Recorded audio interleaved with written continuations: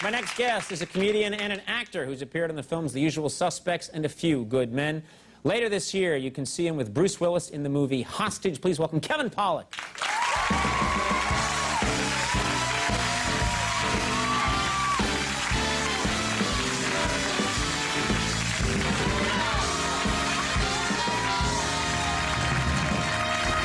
How are you? Oh, it's great to be back, Conan. How are you? I'm good. You like your... No, it's crazy. I like your whole, what you're doing here with the look. This is very nice. You know what I did? Thank you. Yeah. We'll go to the hotel later. You know what I did? I went to one of these stores in Los Angeles where they completely take over your life and dress you as if you're a doll or something. Dress you like a child. The way a child is dressed. Yeah, they dress you'll you. wear these shoes because they're funky and cool. Right. And then we'll put you in these jeans and this jacket. It's just a little something. Meanwhile, ka-ching, ka-ching, you know. Right, right. But Helena is the sales gal, and she's a huge fan of yours. Oh, that's nice. I told her I was going to be on the show, and she said I had to speak with her as Christopher Walken on your show. So she wanted you to do Walken. here goes. Helena, there you are. You're gorgeous. She's Swedish, Conan. I think you know what that means. Hotsy-totsy. I've actually heard Christopher Walken say hotsy totsy, yeah. That's exactly what he would say. Yeah. Hotsy totsy. Now, speaking of impressions. Yes, sir. William Shatner. William Shatner wrote a book, and it's a book that's about Trekkies. And in it, he devotes a whole chapter to you and your impression of William Shatner. And I'm wondering... And it seems like when you read the chapter that he consulted you. Right. Tell us the story of how William Shatner comes to you. Well, it turns out you're not the only one who likes the Shatner impression. He likes it, too. William Shatner has seen you do the Shatner impression and likes it. Which I can't believe. Yeah. So... Best impression ever. Yeah. So I get this call, and he's written this book. What he did is called Get a Life. Yeah. From the famous sketch, Shatner book, yeah. Right? And so he basically dressed up, went to Star Trek conventions in a mask so they wouldn't know it was him, and interviewed Trekkies to find out what they're like. So what a weird thing for him to do. So William Shatner puts on a mask and then walks around and asks people kind of about himself. Yeah. Yeah. Pretty much. Okay. What do you think of me? I mean, what do you think of me? Yeah.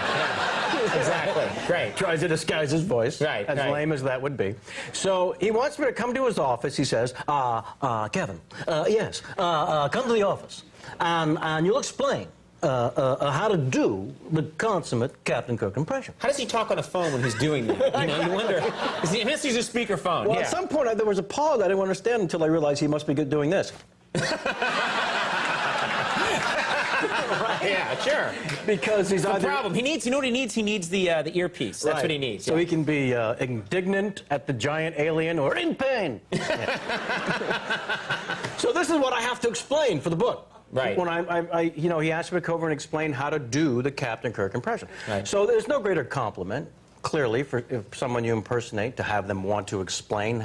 So I'm driving over all excited, and then I realize I have to now say to him, to his face, "You overact." That's the essence of the impression. And that's why there's an impression. Right. You know, if I can't do this, I've got no impression.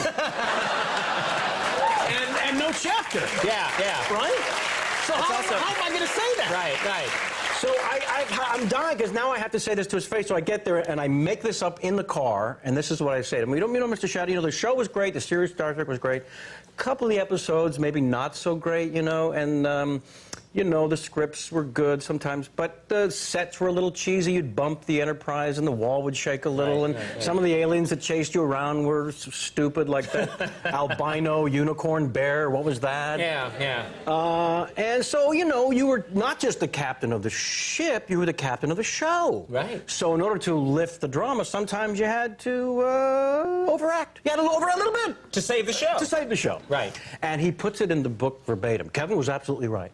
And I hadn't realized that I was doing this. It started years ago when I was on Broadway in the play The Adventures of Susie Wong. And people would leave at intermission in droves. And I realized the place stunk. So I had to do something. So I started coming in, I'm walking on stage and say, I'll have a cup of coffee. I think it's time for me to get the door. Yeah. And he said they would stay in their seats trying to figure out what was the matter with me.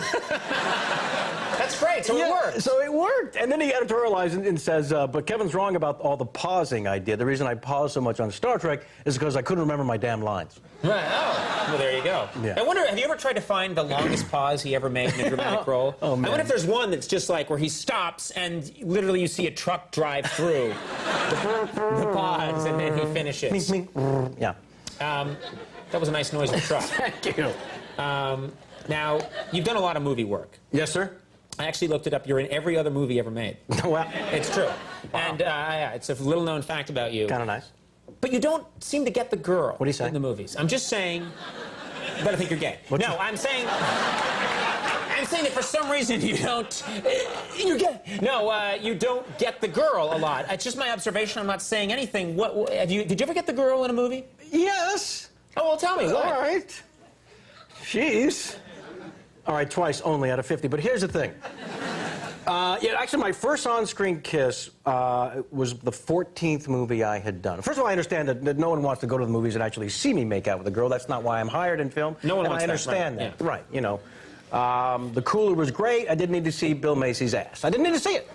So I don't want to be that guy either. So when I read the script, I'm going to make out with this woman, in this case, Naomi Campbell. Yes. Hello. What movie were you in with Naomi Campbell? Called Miami Rhapsody. Yes, yes. It took me 14 films to get an on-screen kiss. They could have given me the Roseanne Barr starter kit. Right. And Don't turn on this man. He's not wrong and you know it. Go ahead. But Naomi Campbell's her boss. I read the script and I'm saying, I hope this is a funny moment, because nobody Right. really wants to see me kiss her. And sure enough, it's a funny moment. But in order to be funny, I have to really go kiss her, like tongues going crazy, the way the French do. Yeah. Really go at it. But now, I immediately become self-conscious that I don't want to say to the director, look, I gotta make out with Naomi, you know, because right. I'm afraid he'll say, you just want to tongue kiss Naomi Campbell. So now I say nothing. Right. But the comedian in me is dying because I know it's not going to be funny unless I really get in there and go for it. So we get to the set, we're about to shoot it, we're going to rehearse it once, we rehearse it, sure enough, it's a little peck of a kiss. Right. And I'm sitting there, I'm just dying, this is not going to be funny, not going to be funny. The director comes over and says, Kevin, listen, I know that was just a rehearsal. I need you to really kiss her. I mean, tongues going and everything. And I said, well, look, I'm a professional. If that's what you need. That's what you need from me. I think I'm there for you. You may want to mention it to Naomi, just so I don't scare her, Right. you know? And he said, well, actually, it was her idea. And I said, I want that slut off the set. Get her out! Get her out! Kevin is going to be performing this Thursday through Sunday at Caroline's Comedy Club here in New York City. You're always funny. I say that about very few people. Kevin Pollak, everybody. We'll be right back. Greg Fitzsimmons.